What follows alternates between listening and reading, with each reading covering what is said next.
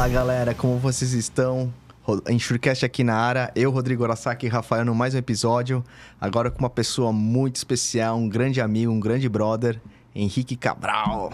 Valeu, Rodrigo, valeu. Valeu, Rafa, obrigadão pela presença aí. Que isso, cara, a gente agradece que você ter vindo aqui. E antes de começar, vamos falar dos nossos patrocinadores. Começando pela UpperGR. Você que está acompanhando o nosso Insurecast, você conhece a UpperGR? Se não conhece, além de ser nossa patrocinadora, a UpperGR é uma gerenciadora de riscos que coloca suas operações logísticas em outro patamar. Tudo digital e fácil de entender, da solicitação de monitoramento até um moderno sistema de torre de controle com acompanhamento em tempo real e indicadores precisos. Qualidade e tecnologia de ponta. Eles possuem aplicativos para melhor lhe atender, de forma mais ágil, e programas preventivos específicos para cada tipo de carga. Fique tranquilo que a UpperGR sempre tem uma solução para vocês. UpperGR, soluções em logísticas e gerenciamento de riscos, unidos para ir mais longe. Boa, sigam a Upper nas redes sociais. Vamos agora para o nosso segundo patrocinador. Se você é do ramo do seguro de transporte, certamente já ouviu falar da Moraes Veleda. Temos o prazer de tê-la como nosso patrocinador. Hoje, a MV é líder no mercado de gerenciamento de risco e prevenção de perdas, sempre utilizando as melhores tecnologias sem deixar de lado a humanização no atendimento e execução de suas atividades. A Moraes Veleda possui um software house pronta para desenvolver aplicativos personalizados para você ganhar tempo, reduzir custos e potencializar resultados. A Moraes Veleda vai muito além das soluções habituais, utilizando sua experiência de 23 anos para estar na frente das suas necessidades.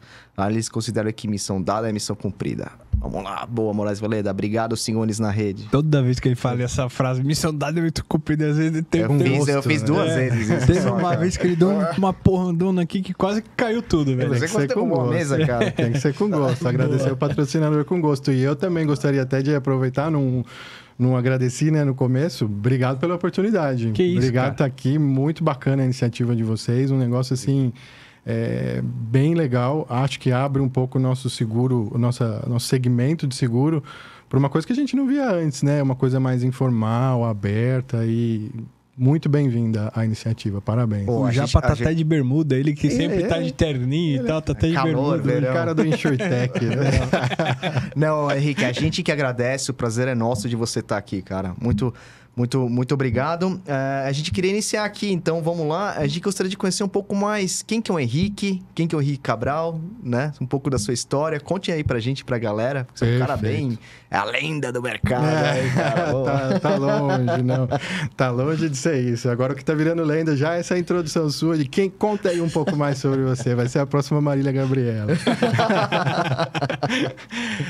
Cara, o que eu posso dizer? Começar pelo mais importante, né? Família. Eu sou um pai de gêmeos de 6 anos de idade, um menino e uma menina, muito realizado com a minha família. Tenho uma esposa que entre namorar, test drive e casado são já 19 anos, né, cara?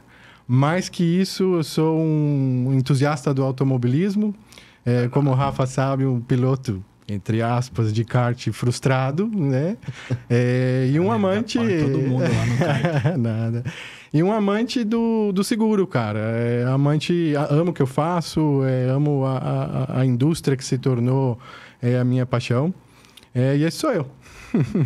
Boa. E como é que você entrou no mercado de seguro? Isso não vem muito diferente de, acho que quase todos que estão aí no mercado. Foi aquela caída de paraquedas total, total. E com uma coincidência, assim, uma história muito engraçada de quando eu estava na faculdade, eu estava fazendo comércio exterior no Mackenzie, e eu já tinha passado por muitos estágios. Faltava completar as horas dos estágios. Eu tinha feito umas experiências meio ruins de estágio que não valeram para contar aquelas horas da faculdade, e eu precisava desesperadamente cumprir as horas. E aí achei uma entrevista lá para Itaú Seguros. E falei, poxa, vou me candidatar. Só que em 2003 não tinha internet, você não botava no Google, né, no celular, o que é seguro, o que eu tenho que estudar. Eu não tinha computador em casa, não tinha Wi-Fi. E aí, falei, e aí, como é que faço, né? Tem uma entrevista para falar de seguros, eu não sei nada sobre seguro. E o destino quis, né? Que na minha classe tinha um cara que trabalhava com seguros. Na minha visão, era seguros. Sentei do lado dele. É um cara, brother, zaço, amigo até hoje, Tabajara. Tabajara é o nome dele mesmo. Entendi. Tá, o cara já tá aloprando, cara. Um abraço pra ele, se ele estiver assistindo, inclusive. Boa. Eu falei, ô Taba, cara, vou fazer uma entrevista sobre seguro. Me fala alguma coisa sobre seguro. Ele falou, trabalho numa corretora, não trabalho em seguradora, né? Eu falei, não é a mesma coisa? Você vê o naipe, assim, né? E aí ele me explicou, olha como são as coisas. Ele trabalhava com seguros de empresarial, numa corretora, então ele conseguia ver várias linhas. E ele falou uns 20 minutos, assim, para mim, o que era seguro. É isso e tal. Uma coisa que me marcou foi, de todos, assim, o seguro de transporte internacional é o melhor. Sinistralidade, cara, 2003, mercado de resseguro fechado, você imagina como era, né, a realidade. Falei, beleza. Fui na entrevista no mesmo dia, à tarde, sentei lá com o cara. Você não sabia que era para alguma coisa voltada... A transporte? Nem ideia. Eu sabia que era seguros, muito menos que era empresarial. Chega lá, o cara me explica, não, que aqui a gente faz seguro empresarial. Claro, porque você tem o massificado, o empresarial, daí o cara já, né? Opa! E aí ele começa a falar, o que você sabe sobre o seguro, então? E comecei a falar, não, seguro de transporte internacional, tem boa sinistralidade. Cara, 3 horas antes da entrevista, eu não sabia o que era sinistralidade. E acho que aquilo soou pro cara como mágica, assim, essa vaga é para uma posição de transporte. Caraca! Cara, acabou a reunião, ele saiu da reunião, falou, você espera um pouquinho? Eu falei, espero. Demorou um pouquinho, ele voltou e falou, tá contratado, você começa aí daqui a, sei lá, 20 dias... Foi nesse naipe, assim, o meu... A casualidade, assim, total do negócio. No mesmo dia, quase algumas horas. Caraca, nunca vi isso acontecer. E assim, eu continuava, mesmo com isso, eu continuava com a ideia de que, vai ser algo temporário. Talvez eu consiga, né, passar pro Itaú. Eu gostava muito de mercado financeiro, aquela coisa de acabar de se formar. Eu falei, eu vou pro mercado de financeiro. Olha que legal, né? E falei, não, vou aceitar. Mas o primeiro mês já foi, assim, divisor de águas. Entrei na Itaú Seguros, na parte de transporte, ainda com produto na época que tinha, numa parte de pequenas e médias empresas. E a coisa foi evoluindo muito rápido. Em 4 meses ele me chamou, falou, cara, vai abrir uma posição, eu não vou abrir para ninguém, eu vou abrir para você. Você quer? Eu falei, bora. Aí tava lá de analista de subscrição júnior.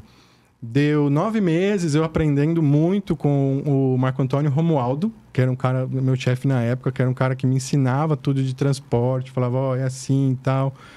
Ele falou, você é um cara que aprendeu rápido, mas eu tô saindo da empresa. Ele foi para a Liberty para montar aquele time lá, tão bacana, que foi da Liberty no começo, quando o Black saiu da Itaú. Sim. Né? Para quem é mais antigo de mercado vai lembrar isso. E eu falei, e como é que nós vamos ficar aqui, né? E foram até encontrar uma outra pessoa, já veio outra mudança, eu fui para a área do Jax, né? Que era de grandes riscos.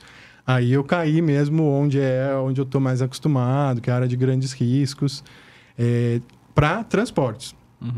E aí foi uma evolução muito rápida, cara. Fiquei vendo transporte há algum tempo, até que eu cheguei em algum momento ali, eu falei assim, bom, não quero ver mais transportes. E eu estava já numa linha entre eu saio e vou para o property, consegui ali uns contatos na Itaú, estava para mudar. Conversei com o Vanderlei Ravazzi, nosso chefe na época. Verdade. Falei, Vandy, eu tô saindo, acho que eu vou pro property, que eu quero mudar um pouco, sair do transporte para ganhar mais conhecimento. Eu preciso parar de ver árvore e ver floresta, sabe? Com essa ideia. Ele falou, deixa eu pensar. Daí deu 2 dias, ele me chamou. Tá saindo uma vaga no operador portuário. Eu acho que é para você. Eu falei, Vandy, eu escutava muito do property, o ramo nobre, né? Falei, Vandy, não sei, cara, eu acho que eu vou pro property. Ele falou, uma coisa que você vai gostar do operador portuário. Você vai ter que entender property, você vai ter que entender casualty, e o seu transporte é uma vantagem. Porque você já conhece de cabo a rabo. Eu falei, beleza, isso me conquistou. E aí são aquelas coisas de que os pontos vão se conectando, né? Aquela teoria lá do Steve Jobs, né? Eu fui para o operador portuário mirando essa coisa do vou ganhar mais conhecimento. E acertei outra, que foi o resseguro. Porque isso já era 2009. O operador portuário vinha com umas apólices lá de $50 milhões de limite. que não tinha contrato para isso. Então, era facultativo, era resseguro, era broker de resseguro. E acabei acertando aí, porque comecei a falar muito com broker, com ressegurador, gostei da ideia do resseguro. Falei, pô, que legal, cara, você pode compartilhar o risco e não ficar numa seguradora e ver mais linhas de negócio. Aí foi crescendo o gosto. Em 2011, falei, não, é isso que eu quero. Aí, um ano depois procurando, em 2012, eu entrei na Munich. Essa foi a história, até chegar na Munich Re, quando eu comecei lá, né? E essa mudança para você foi muito diferente, começar a fazer resseguro, não? Ah, envolve muita mudança. A primeira vez que eu sentei lá, eu falei com o meu chefe, né? Eu falei, cara, eu não sei nada de resseguro. Ele falou, demora um ano e meio para você alinhar tudo, né? E eu achava que, falei, não é possível que demora. E se demora, você tem uma mudança no modo de pensar, você passa a não ver mais um single risk, né, que a gente fala, você começa a ver portfólio. Isso gera uma mudança, uma necessidade de você mudar como pensar. Mas serve como base, te ajuda bastante. Se você pegar hoje um cara que trabalha com resseguro a vida toda, com outro que teve uma experiência em seguro, essa base é muito boa. Sabe, a hora que você discute, pô, eu sei qual que é a dor também um pouco do acidente na hora de conversar. E isso foi uma vantagem para mim. Bacana. E o que é o resseguro, cara? O que é isso? Que mundo é que é esse? O que faz o ressegurador? Dá um tempo aí de explorar, né? Dá um tempo aí pra gente colocar isso. Mas, assim, resumidamente, de forma muito simplista, é uma modalidade, é uma forma de você fazer a transferência de risco, né? Toda seguradora, ela tem suas limitações legais, ela tem as suas limitações de capital para fazer frente a alguns riscos. Ela pode ser determinado momento porque um risco está acima da capacidade que ela tem, né? Rodrigo quer fazer o seguro da Lamborghini dele de R$1 milhão. Nossa, que me dera, Deus te ouça. Me dá. Força. E isso está fora ou do apetite, ou da capacidade dela, ou do quanto ela pode fazer máximo por risco. Então, o que ela vai buscar? Ela vai buscar um instrumento para fazer uma cessão de risco desse negócio. O mesmo vale para um portfólio, né? Fazendo uma analogia, né? Se você pegar um veículo não é um problema, mas se você tem um evento que vários veículos são atingidos, pode gerar um sinistro único tão grande que a seguradora, mesmo com seu tamanho e seu porte, não consegue. Porque o capital é limitado. É tudo uma relação entre o capital que a empresa tem com a sua capacidade de fazer negócio, de pagar, né? Entendi. Não, só nesse falou capacidade. Envolve capacidade de subscrição também? Pergunto isso porque eu tive recentemente fazendo um curso e uma das matérias era resseguro. E uma das coisas que falaram muito lá era o seguinte, pô, tem muita seguradora que não tem aquela especialidade para fazer determinados riscos. Você apoia no resseguro para isso. Você percebe isso de fato? Tudo depende de como você está negociando. Tem seguradoras super técnicas que têm uma capacidade de, vamos dizer, uma possibilidade de subscrever riscos com gente que conhece a matéria, com gente capacitada, que não requer nenhum suporte nesse sentido. Né? E você tem outras seguradoras que, por uma questão estratégica, precisam e aí devem contar com isso. Aí entra mais também na parte de resseguro, onde não é só a transferência de risco que acaba sendo a transação. É também o que o ressegurador pode oferecer como um serviço, né? Como um Risk Transfer Plus. Né? É algo a mais. É algo a mais que você vai colocar nessa equação. E isso pode ser algo como ajudar na subscrição de riscos, formas de ter uma subscrição mais alinhada, ou você definir o seu guidelines, o seu apetite de risco. Pode ser também com instrumentos de gerenciamento de risco. As resseguradoras atuam com esse cardápio todo de serviços para oferecer para o cliente, dependendo do que ele quer e se cabe. Agora, nem sempre essa regra. Pode ser uma simples transferência de risco. Como eu vejo hoje, o resseguro, se você ficar só em transferência de risco, só essa transação pura e simples, é arriscado. Porque hoje as seguradoras querem mais, né? As seguradoras têm uma capacidade de reter risco muito grande. E elas são cada vez menos, né? Por conta de fusão e aquisição. Então, vem muito desse serviço como resposta do resseguro a atender as seguradoras. Henricão, deixa eu te perguntar, só voltando. Você falou da questão da análise entre a diferença entre o single risk e o portfólio, né? Quando você fala em portfólio, na visão do ressegurador, obviamente, você fala assim, daquela carteira daquela seguradora ou de um determinado nicho ou um tipo de mercadoria ou ramo? Tudo negociável. Você tem seguradoras que elas fazem o que a gente chama de contrato de resseguro, que essa é vamos dizer, a forma que você contrata o resseguro. A diferença deles é que, num resseguro single risk, que a gente fala que é o facultativo, você tem um interesse específico em uma apólice, talvez um programa de seguro. Enquanto no contrato, você tem um interesse numa coleção de riscos, num pacote, vamos dizer. Isso pode ser a totalidade do que a seguradora faz num determinado ramo, ou ela pode colocar algum elemento em definir, olha, eu quero cobrir esse portfólio que é composto de... E ela coloca ali. Você pode fazer por uma linha só, né? É um contrato de property, cobre riscos de property. Ou ele é um whole account, que a gente fala, que você tem outras linhas todas vinculadas no mesmo contrato. Quando a gente fala facultativo contrato, é mais assim, a forma de contratação, como que ela é. O facultativo você já é levado para um risco ou um programa muito importante. Imagina assim, uma apólice um segurado muito grande que tem várias apólices. Pode ser feito em um facultativo, ele é um programa. Um contrato, não, ele já é uma coleção de riscos, né? E do contrato, ou melhor, da forma de contratação, vão se desdobrando várias coisas do resseguro, né? Então, por exemplo, não é só facultativo e contrato, é também, uma vez que você tem isso definido, o que você está cobrindo, é o como você está cobrindo. Maneira proporcional ou não proporcional. Tanto o contrato quanto o facultativo levam essas duas opções. O que é o não proporcional? O que é o proporcional? Tudo tem a ver com a proporcionalidade ou a falta dela entre o que você paga como seguradora e o que você recebe de indenização do resseguro. Então, no resseguro proporcional, que eu costumo dizer que é uma sociedade com a seguradora. É um cosseguro, só que ele é feito com um amigo. Não com concorrente. Que, né? Tem que puxar a sardinha para o resseguro. Dá ótimo. Boa, né? boa. O quota share, né? Vamos dizer, você está numa sociedade, você está dizendo o seguinte, olha, eu tenho um portfólio que eu quero explorar. Vamos dar um exemplo aqui de transportes. Não tenho toda a capacidade para fazer frente ao limite que eu quero operar, né? Eu quero um limite de subscrição de 50 milhões de reais, por exemplo. Isso é muito para a seguradora, por alguma razão. Ela quer, ou porque não tem o capital, ou porque falta o apetite para ter tudo isso. Ela fala, vou fazer um quota share. Então, ela fala, olha, 40% eu vou ceder a você e 60% vai ficar comigo. Tudo bem? Tudo bem.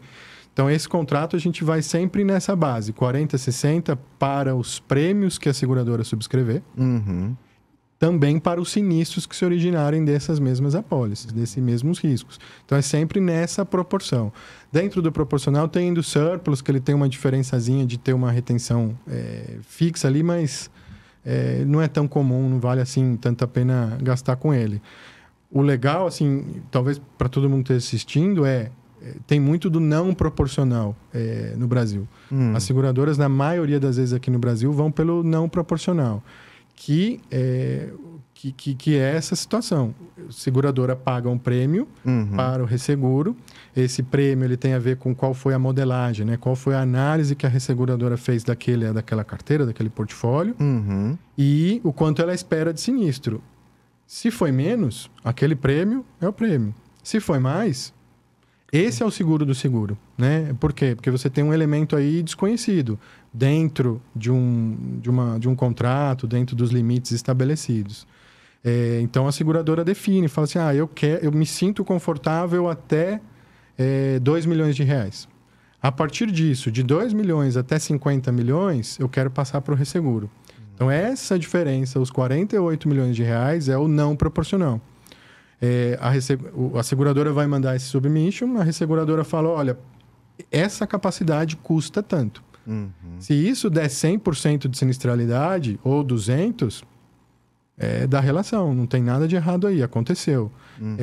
Agora, se der zero, também, entendeu? Se a seguradora não precisar recuperar nenhum sinistro durante a vigência, ótimo. Ótimo para o resseguro, né? Não, a seguradora também, porque ela vai estar com uma central de boa, né? Exatamente. Vai ter um preço melhor também, Esse sim é o seguro do seguro, né? Esse é o repassar, assim, a carteira, né? Esse é o não proporcional.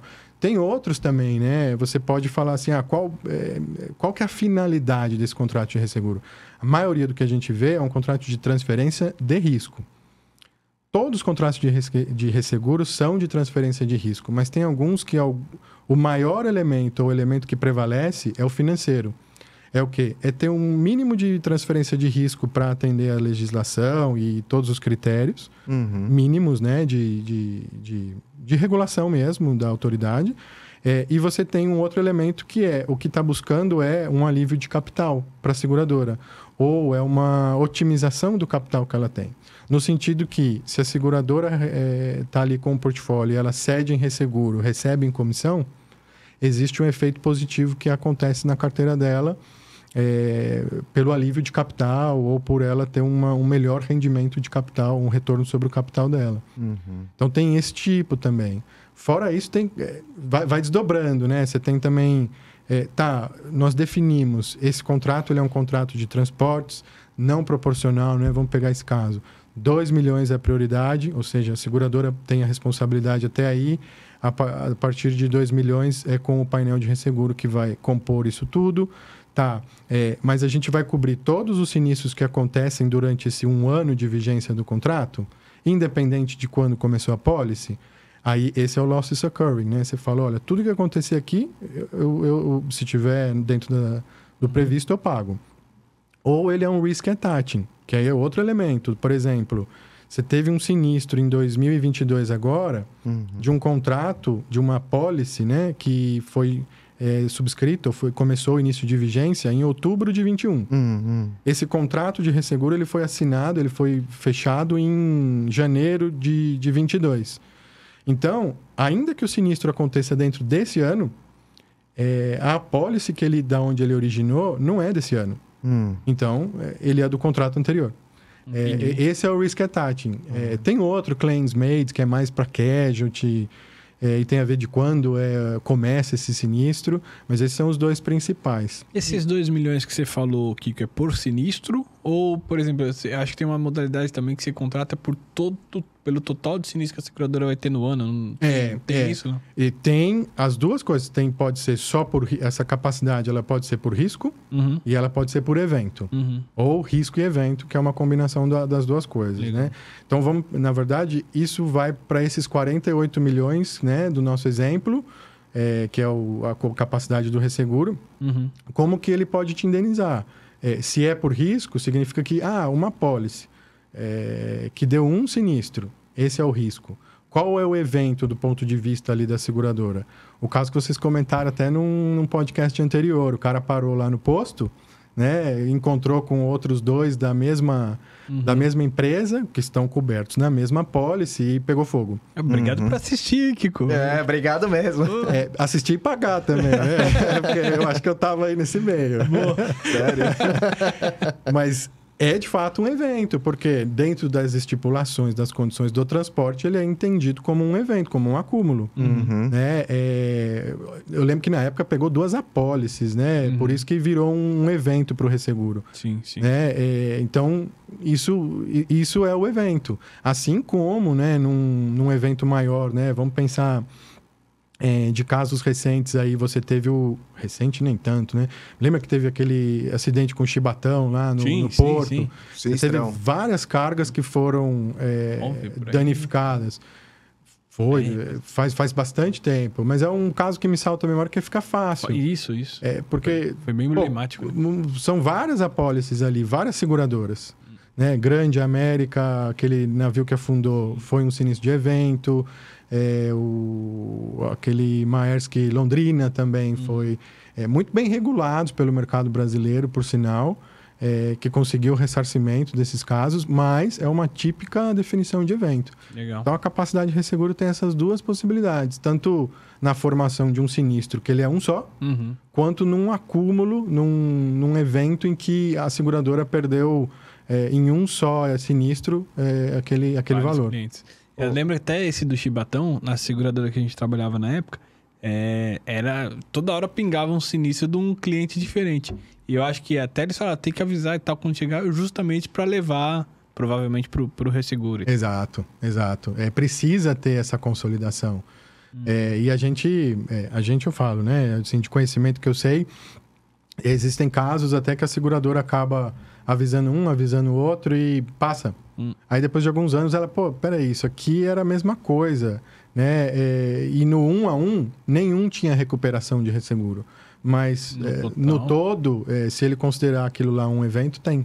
E se ela vê, que nesse exemplo que você deu, depois de alguns anos, pode bater lá na tua porta de novo? Pode. Tem prazo para isso? Pode. Então, por exemplo, caso tenha uma modalidade onde tenha, por exemplo, uma prioridade de 2 milhões, mas nesse caso Chibatão tenha na seguradora X, tenha 5 segurados. E aí você olha na totalidade ou para cada evento na questão da prioridade? Para cada seguradora, para cada contrato. Para cada contrato. Se aquela seguradora teve 5 segurados atingidos, então eu vou olhar o evento da perspectiva de que são 5 afetados. Tá. Muito embora tenha mais outros 15 que foram afetados num outro contrato. Talvez eu numa outra... Mas para resseguradora. Exato. Na visão, na perspectiva da resseguradora, a gente vai olhar aquilo como um todo. Por exemplo... eu busco sempre, depois de uns eventos assim como o Maersk Londrina, qual foi o tamanho desse sinistro para o mercado brasileiro. Legal. E se eu não me engano, o Christian Smera vai me matar se eu errar esse número. Mas, aliás, Christian, estamos te esperando, hein, meu? É verdade. Ele é um exemplo que eu dei que fez assim, um trabalho excepcional nesses casos, com ressarcimento, usando brilhantemente a possibilidade de ressarcir dos armadores. Mas era algo em torno de 25 milhões de dólares, alguma coisa assim, no todo.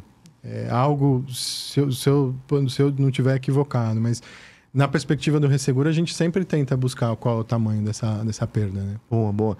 Tem uma dúvida O mais famoso de todos é o 11 de setembro, né? Imagina quanta...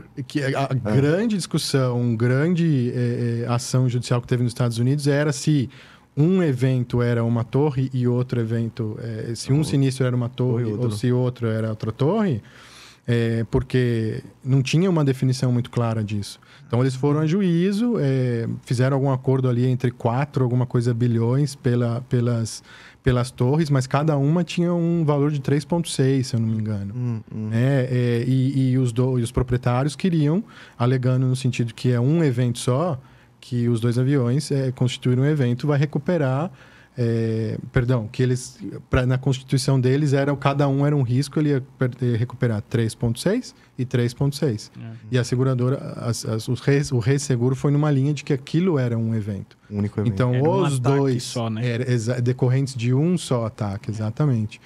E isso foi famoso. E por que abriu muita discussão sobre controle de prazo de assinar slip? Porque no dia que aconteceu isso, o slip não estava assinado. Caramba, imagina a treta, Então, isso foi mundial, assim, foi uma preocupação. Não, peraí, vamos colocar uma limitação, porque não pode ficar aberto, assim, faz o acordo sem assinar o slip, né? Uma curiosidade. Até pra galera entender, aí você me corrige se eu estiver errado, Kiko, mas... Henrique, eram 2 torres, eles contrataram o valor de uma torre só com restituição automática, porque não imaginavam que as duas iriam sofrer um dano ao mesmo tempo. Um incêndio aqui não ia chegar aqui, por exemplo. Exatamente. Aí uma caiu, outra caiu. E aí, restituiu automático ou não? Por isso a discussão de um evento. Aí não tem restituição, porque é um evento só. Exatamente. E esse é o valor do prédio, né? O valor do sinistro como um todo foi um game changer, né? No resseguro, muitas resseguradoras ficaram próximas de quebrar por conta disso. Bom, Henricão, chegando nesse ponto que você falou dessa catástrofe que teve gigante, como que a resseguradora se protege? A seguradora tem a proteção do resseguro, que é uma proteção. E o ressegurador? Porque são valores exorbitantes, né? Que rolam. São modelagem. Eu acho que você tem uma modelagem no sentido de que sinistros pequenos são muito frequentes. Sinistros maiores têm uma menor frequência. E você tem que, dentro da modelagem de que cada cliente te manda, você calcular isso. No todo, como uma resseguradora, vale, né, nas resseguradoras maiores que tem no mercado, vale uma regra que é, eu não diria austeridade, mas uma certa política conservadora de constituição de reservas. Porque diferente de um seguro, a resseguradora ela olha tudo por ano de subscrição. Então, a resseguradora começa um ano super mal. Porque ela fala, na pior das hipóteses, eu vou pegar esse ano aqui, ele vai me dar, sei lá, 75% de sinistralidade. E aí, porque eu estou olhando na visão de ano de subscrição. E aí, conforme os anos vão passando, eu vou ver o que eu realmente paguei, com que sinistralidade eu estou e com que sinistralidade eu projetei. É o IBNR que a gente carrega. Né? Esse IBNR, uma hora ou outra, ele vai ser liberado. Ele vai cair ao longo do tempo, porque depois de 10 anos, você não espera mais que aquele ano específico... Nossa, é por muito tempo, né? Depende da carteira. Se você pegar um RC, né, cara? Um RC que a gente fala que é long tail, né? Que é a cauda longa. Por quê? Acontece o sinistro. Entra com a ação. O cara perde, o cara ganha. Imagina. Isso aí vai muito tempo. O transporte, como regra, principalmente no Brasil, que tem a questão da averbação e tudo mais, ele é short tail total. Eu encaro ele assim, tipo 3, 4 anos, acabou. Você não tem muito... Tem algum outro que vai virar judicial, né? Eu tenho uma história que, tipo, fui lá, sentei lá na minha mesa, abri o e-mail, tinha um sinistro, cara, acho que era 28 milhões de reais, assim, de uma seguradora. O sinistro era de 2007, ou... Não, perdão, de 2009. 2009, já mercado aberto, inclusive. O sinistro era... Um sinistro de 170, 180 mil dólares à época. Um sinistro que foi negado pela seguradora.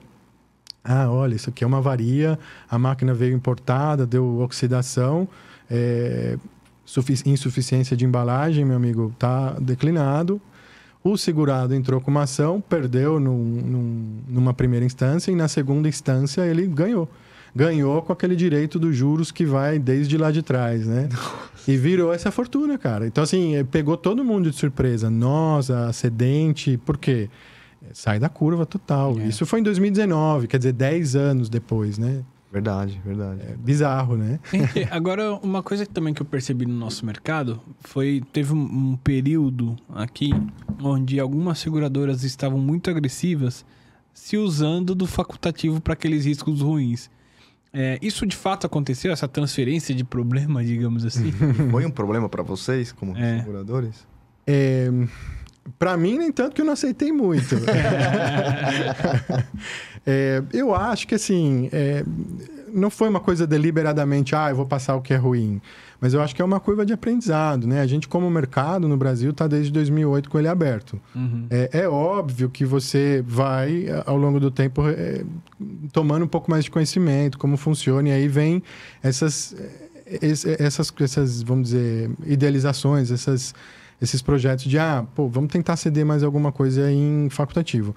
E aí a coisa, sim, algum tempo atrás, foi muito para esse lado. Vamos pegar tudo que é bom, tudo que é ruim, a gente vai mandar para facultativo.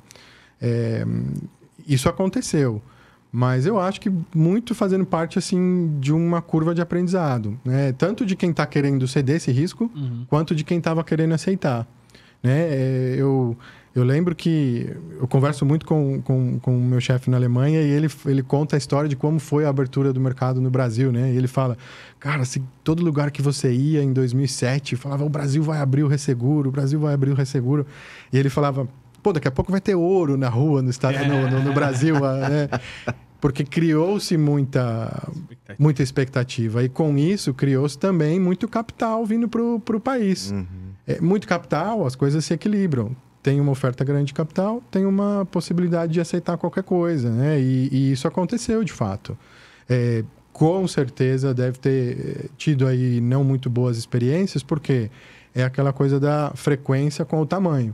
Essas contas geralmente eram contas muito grandes, que não dão sinistro, mas quando dão, É pesado, é pesado. Bom, Henrique, pegando também esse ponto que o Rafael falou, como você como uma resseguradora, né, como uma resseguradora em geral, você olha várias carteiras e várias, talvez assim, portfólios diferentes de várias seguradoras.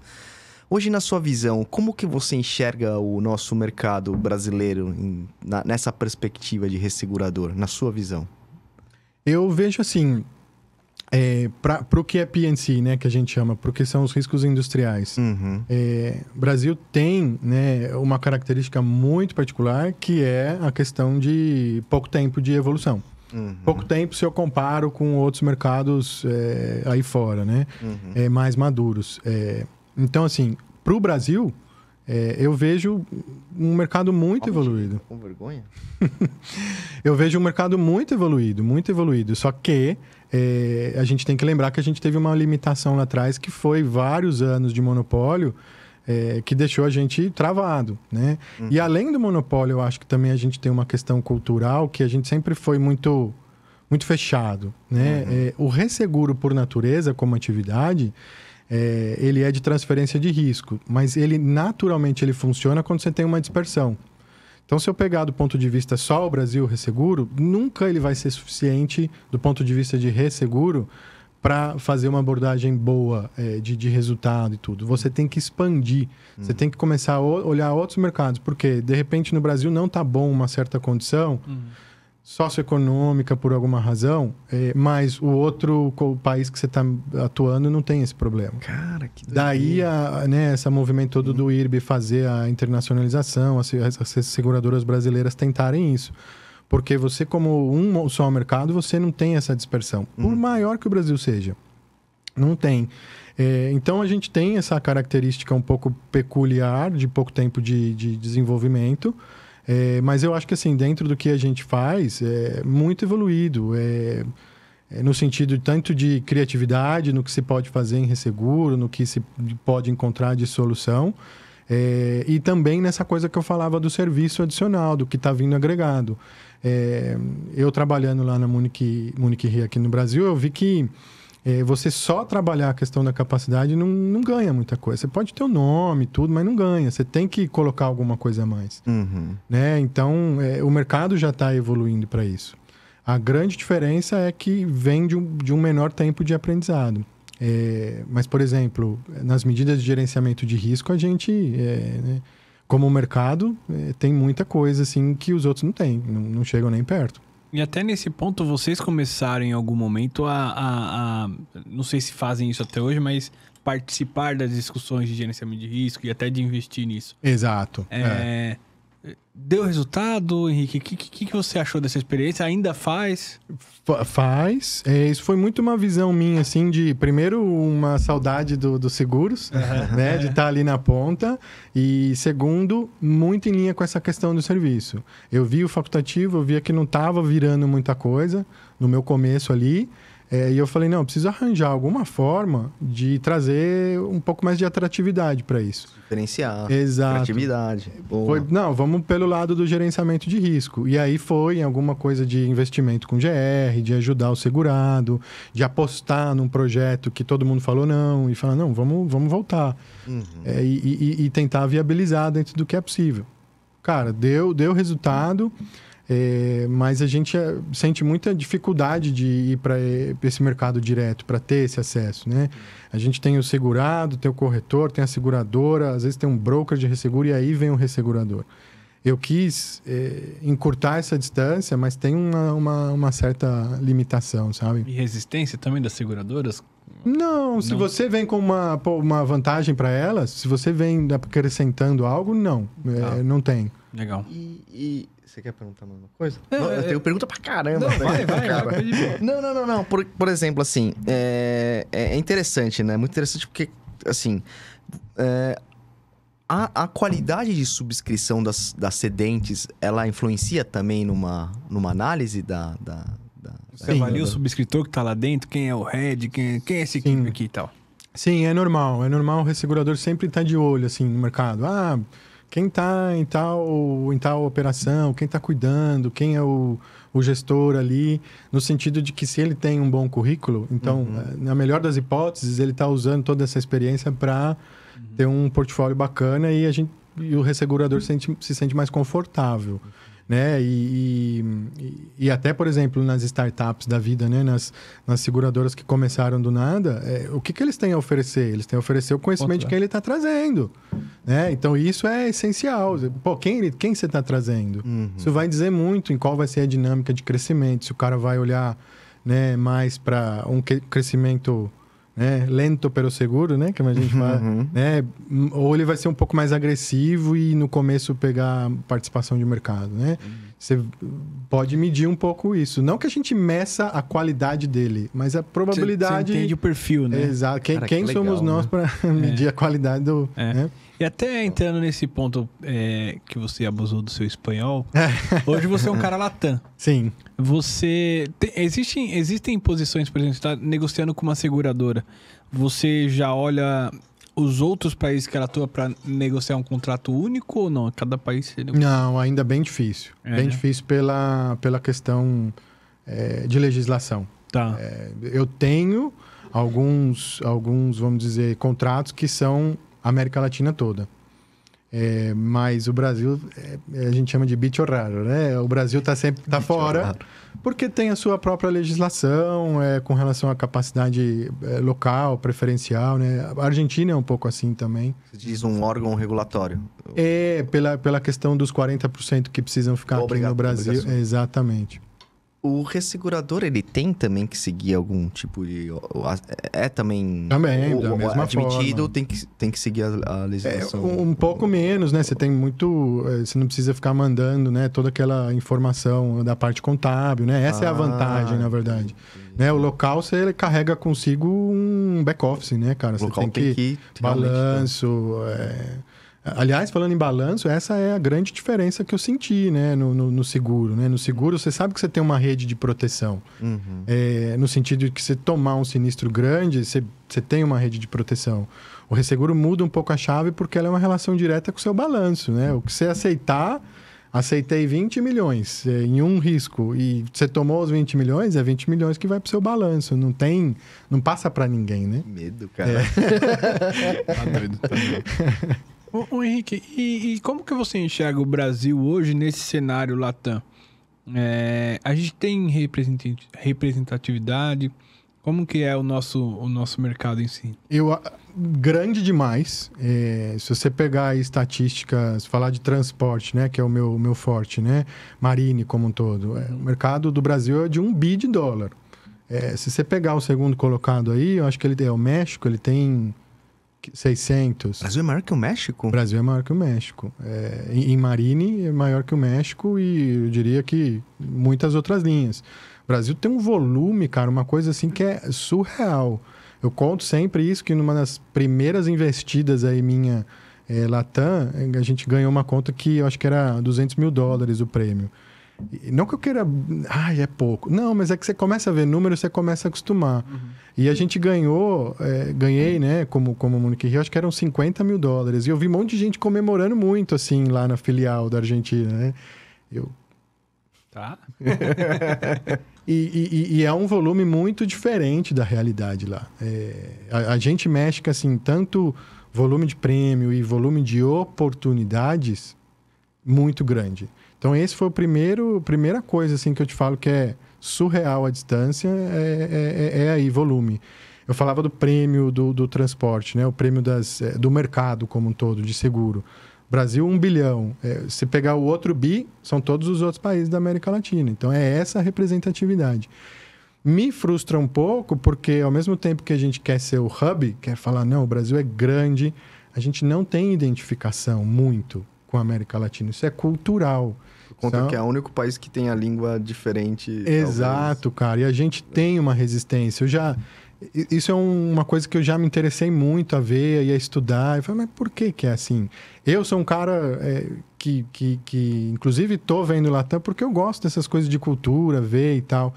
Mas eu acho que isso vem um pouco da cultura do brasileiro. A gente olha muito mais para Estados Unidos, Europa do que para os próprios vizinhos, né? Que idioma que você aprendeu na escola? Pois é. Inglês. Uhum. E do lado aqui a gente tem, não sei, um sem número de países que a gente poderia fazer negócio, né? Então tem essa questão cultural. E isso vai para o seguro também, porque é o que eu falei, o Brasil acaba sendo fica destacado um pouco de América Latina por não ter essa identificação. Você tem empresas que têm tudo unificado, não estou dizendo que é impossível, mas não é a mesma relação que eu vejo entre, sei lá, todos os outros países quando... do México até o Chile, meio que dá para você encarar como uma linha comum, assim, vamos dizer. O Brasil foge à regra pelo volume e acho que um pouco pela sua cultura, pela sua forma de ver a coisa. Eu mesmo, né, cara, na minha carreira, assim, eu quis isso porque são poucos brasileiros que se aventuram nisso. No sentido contrário, tem alguns, né, cara? Não é muito comum, mas tem pessoas de fora vindo aqui no Brasil. Inclusive, um deles trabalha comigo, que é o Facundo. Sim, né? É verdade. Ele trabalha lá na Munich. Mas não é comum, né? Não é comum. E, assim, outra diferença que eu vi, assim, muito grande, de novo, parte de R. Existe até um comentário que eu sempre falo, assim, que eu, nos meus... primeiros anos ali vendo Chile, conhecendo o mercado de Chile, fui sentar com uma pessoa maravilhosa que conhece muito o mercado lá no Chile, que é o Arnaldo Rotella. Um cara de uma reguladora de sinistro lá, conhece tudo do Chile. Conversei com ele e me apresentou um papel, assim, ele falou, olha, Henrique, a gente teve um problema em 2015 com roubo de carga, isso aqui está diminuindo agora, a gente tomou algumas medidas, e são medidas, assim, mega simples, se você considerar o que tem aqui. E eu olhei esses números, né, cara? Daí eu achei algo estranho, assim, nos números. E eu fui olhar esse número depois com as estatísticas do Brasil. Um ano de ruim de Chile, o pior da história, foi um mês bom no Rio de Janeiro, cara. Mentira, cara. Um mês bom. Caraca, mano. Assim, de tamanha é a diferença, né, de mercado nosso. Desculpa, mas tem a ver com realmente tamanho, né? Tamanho, quantidade Exato. de empresas. Exato. Ou porque... Porte, Ou porque, sei lá... Porque criminalidade deve ter lá e aqui também, lá, né? Imagino, sim, muito né? menor. Chile eu falo assim, mas é um caso à parte, né? Você tem cordilheira de um lado, oceano do outro. Então, os caras também são muito fechados, assim.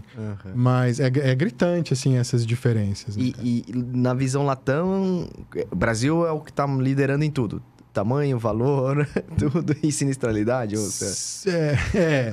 O comentário que eu sempre ouço é isso. O Brasil é muito grande e os sinistros também.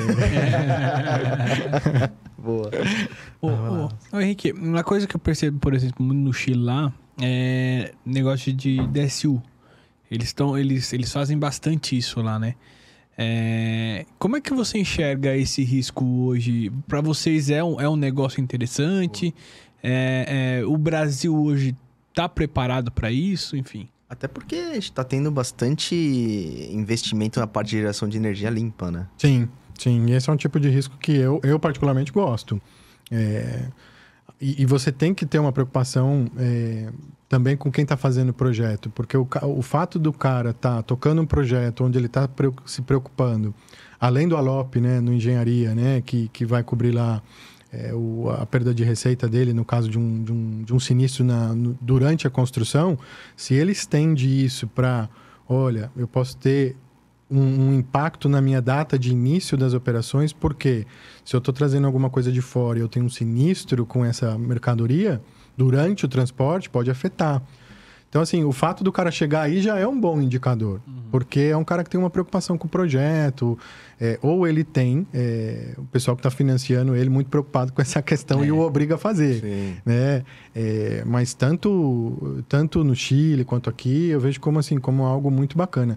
O que tem que ter mais, eu acho, é mais oportunidade de venda. O Brasil tem investimentos, muito, por exemplo, no caso da fotovoltaica, esse tipo de energia limpa agora que está vindo. Mas tem que ter também a venda do corretor. Acho que é muito pouco hoje. Poderia ter mais. Poderia ter mais. A gente teve um ciclo de baixa, eu fiquei sem ver DSU há algum tempo. Sim.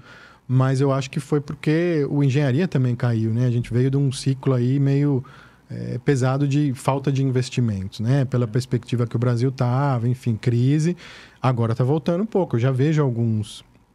O Chile tem, por exemplo, o DSU, alguns casos que eu vejo, e tem também o lado bom da história, que lá tem o STP. O STP mascarado de um Marine mais Property, que é uma coisa que já não... Tem não há... bastante, né? Tem bastante, que é uma capacidade como alternativa ao Property.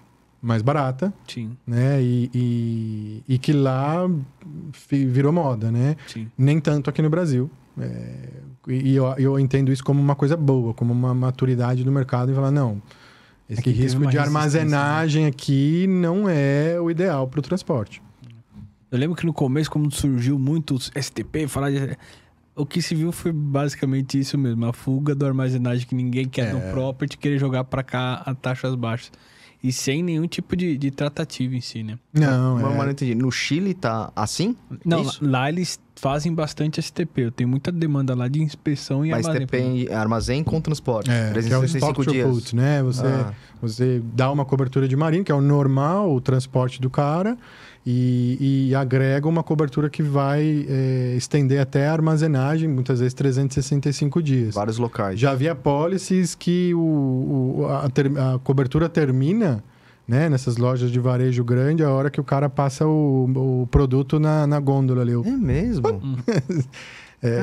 De tão completo assim que é. Mas é complicado, porque é uma alternativa, é uma fuga Sim. da franquia, da taxa, da cobertura do property, exatamente. E até nesse sentido, Henrique, eu percebo também aqui no Brasil uma situação de, beleza, você não tem o STP desta forma, mas você tem lá os períodos de armazenagem, né? Os 15 dias, 30 dias. Aí eu costumo geralmente entrar numa discussão, porque eu tenho essa visão mais de GR. Boa Beleza, 30 dias, mas chega mercadoria todo dia. Vai embora todo dia. Fica 30 dias, várias mercadorias todo dia. Ou seja, o risco é 365 dias no ano. E você tem vezes que você não consegue identificar uma mercadoria, né? Pois é. Uma matéria-prima, né? Qual que é a diferença desse monte de granel que tá aqui com aquele lá? Ele vem com um rótulo, né? Não vem. Isso até quem abriu o nosso olho foi o Guima, Foi lembra? o Guima, ele falou... Conversa... Conversando com ele de property, ele falou isso pra gente. Quando você não consegue identificar, quando você não tem essa... como fala, traceabilidade, né, da mercadoria, como é que você vai controlar isso? É difícil. E aí você acaba disfarçando ali na apólice uma cobertura de 30, 15, 20 dias, mas na verdade a cobertura é 365 dias, né? Nenhuma né, vai ficar, enfim. A não ser, existem risco, óbvio, que você chega de manhã e vai embora, não dorme mercadoria lá. Ok, é diferente. Mas não é o que a gente tá falando aqui. Ô Henrique, me fala mais, cara. Como é que você vê hoje, assim, nessa comparação Latam, a qualidade de subscrição, assim? Você vê que a gente está evoluindo? A gente estava falando aqui de DSU. A gente fez pouco durante um tempo, agora está nascendo mais. Você acha que a gente tem uma qualidade preparada para isso? E aí dos seus clientes, né, diretamente falando? Acho que sim. Acho que os números falam por si, né? Se você pegar aí o resultado histórico, ele é favorável, né? E eu não estou falando de pegar o número da SUSEP, né? Que aquilo lá a gente não usa, eu pelo menos não uso muito. Eu uso como um norte, assim, né? Um indicador. O que a gente usa muito é, assim, de fato, o que vê de resultado quando analisa esses contratos. Mas eu diria que é bem evoluída e vai muito nesse sentido de ter esse serviço adicional. O Brasil, o que eu vejo no Brasil de diferente nessa subscrição do transporte, pelo menos, é muito essa preocupação com a operação do cara, do segurado, eu digo, com o gerenciamento de risco que vai acontecer ali, meio que no detalhe. Às vezes essa é uma grande diferença que eu vejo. Vai no detalhe. Olha, eu aceito aparelho tal, tem que ser nessa configuração, né? Enquanto nos outros mercados você não chega nesse nível de detalhe. Sim. Você não tem essa construção tão definida assim. E eu me frustrei muito, assim, no começo, que eu via todo mundo falando lá de fora, né? Não, porque as taxas aumentaram tanto no mercado lá fora. E a minha sensação no mercado brasileiro é que vinha tudo caindo. Às vezes ainda mas, de novo, a gente vem de um mercado onde a taxa do internacional, quando eu fiz a entrevista com o cara lá na Itaú, era 0,25, cara. Então, assim, a gente vê um pouco disso e no fim, eu penso assim, é uma questão de equilíbrio, né? Tudo vai se equilibrar, porque o mercado está como está, com uma sinistralidade razoavelmente baixa, porém, não é esse o grande driver, né? Tá, quanto que eu pago de comissão? Quanto que eu tenho de DA? É aí que o mercado vai se equilibrar. E esse nível de comissão, esse nível de DA, a gente não vê tão fácil. O sinistro a gente vê, né? A sinistralidade, mas a soma dessas, né? O quanto me entrou de prêmio, quanto eu paguei de sinistro, quanto eu paguei de comissão e o quanto me custou operar tudo isso. O Brasil é um país que custa caro, o funcionário custa caro por si só. Um especializado em transporte custa mais. Tem averbação, tem gerenciamento de risco. Quando começou lá atrás essa questão do GR, é um custo a mais. Porque você tem equipe de GR, às vezes 2, 3 caras. Quem cuida de averbação, emissão, tem a questão do... né, a rodar tudo isso. Isso custa. Né? Então, a DA no Brasil ela é muito alta. E comissão né, o fator comissão também é alto. Joga um fator muito, muito alto. Então, você pensa, 60% de sinistralidade é boa? Depende. Não sei, cara. Total, se você paga 20 e tem outros 20 de DA... Já estourou. Acho que você tá com problema, né? Então, eu sou muito assim, sabe? O mercado vai nesse equilíbrio. E nesse sentido, a subscrição é boa, porque leva em consideração esses pontos, apesar de algumas distorções aí, né? Então você tem visto isso, então, que tá caminhando para um cenário de melhorar e as pessoas eu acho que a sinistralidade vem melhorando por isso. É óbvio, você escuta aí, os caras deram sei lá quanto % de desconto, ou aconteceu um sinistro grande, mas é um mercado grande também, né?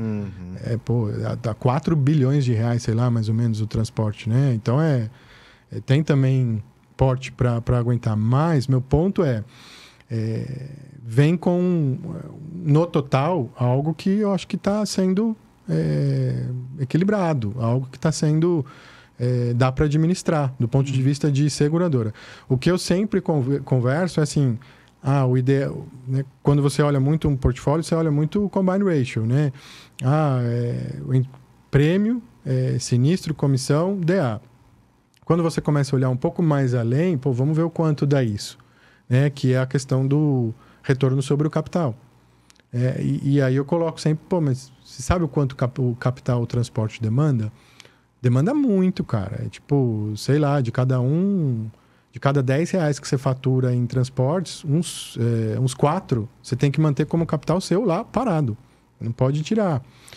Que é a linha que mais demanda capital. Então, eu sempre procuro nas conversas dar esse elemento também para ver. Porque é um teste, né? O quanto passa, o quão rentável é a carteira de transportes. E para finalizar, Henricão, você mexe muito com agro lá, não? Você tem muita segurança? Cada vez mais, né? Então, era isso que eu ia chegar. Como é que você tá vendo essa movimentação, cara? Porque a gente tava até falando com o Paulo, que acho que é o episódio número 2 aqui nosso, ele vem de seguro agro, e até numa dos comentários que eu falei foi, hoje a gente cota pelo menos com 15 dias de atraso.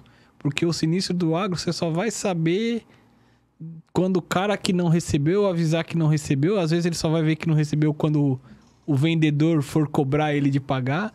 E assim o cliente vai pulando de seguradora em seguradora. Como é que é isso para você lá? Como é que isso está refletindo para você? Assim, o agro como linha de negócio está crescendo demais, né, cara? E tem espaço para crescer muito. A Argentina é um país gigante em termos de mercado de seguro de agro. O Brasil ainda não. Está meio que patinando aí na questão lá do subsídio. E as seguradoras vêm encontrando formas para crescer, né, a modalidade de agro. Ainda, né, vamos dizer, com alguns resultados não tão favoráveis, porque, pô, a gente vem, sei lá, de uma seca aí, meio... Mudanças climáticas e tal, mas eu acho que faz parte da realidade da linha, né?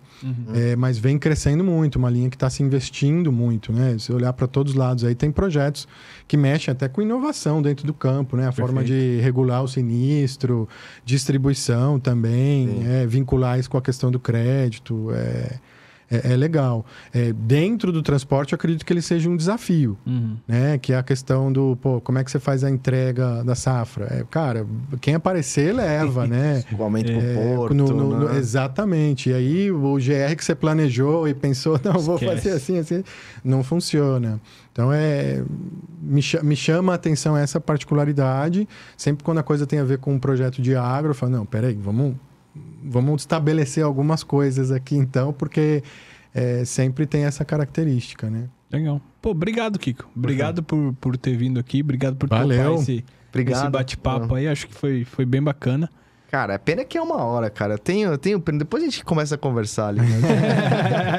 Mas, bom, Henrique, você quer falar alguma coisa? Palavras finais aí? Passa muito rápido, cara. Passa rapidíssimo, cara. Não, eu tenho mais a agradecer, cara, a oportunidade. Eu acho que, como eu falei, a gente tá... Nós, como mercado de seguros, precisamos de iniciativas assim. Para dar um pouco mais de informalidade, para dar um pouco mais de abertura às pessoas que não conhecem e passem a conhecer o seguro, o resseguro.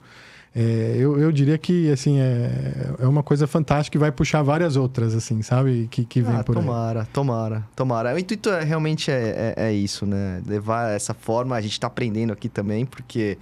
É igual o Rafa falou no outro episódio, é uma pós-graduação praticamente aqui, porque a gente conversa de seguros, a gente conversa com tanta gente, vários ramos, e a gente vai absorvendo isso. É isso aí. Bom, galera, eu só queria dizer que isso aqui é um projeto meu e do Rafael, tá? As nossas opiniões são respectivamente as nossas, tá? E não representam nossas empresas que trabalham, tá? Henricão, muito obrigado, cara. Sensacional. Você é um cara genial, cara. Gostei demais. Além de muito amigo. Muito amigo. Pede pra galera curtir aí. Dá um like. E se inscreva também. E vamos embora. O sininho aqui, ó. Clique no sininho, se inscrevam, dê um like. Dividam com as pessoas, Isso é muito importante. Esse trabalho que a gente tem feito aqui, trazendo informação, acho que vale para muitas pessoas, cara. As informações que, por exemplo, o que a gente conversou hoje com o Henrique trouxe pra gente é muito enriquecedor. Então, espalhem aí pra galera. Enriquecedor. Até a próxima, galera. Valeu, gente. Valeu, abraço.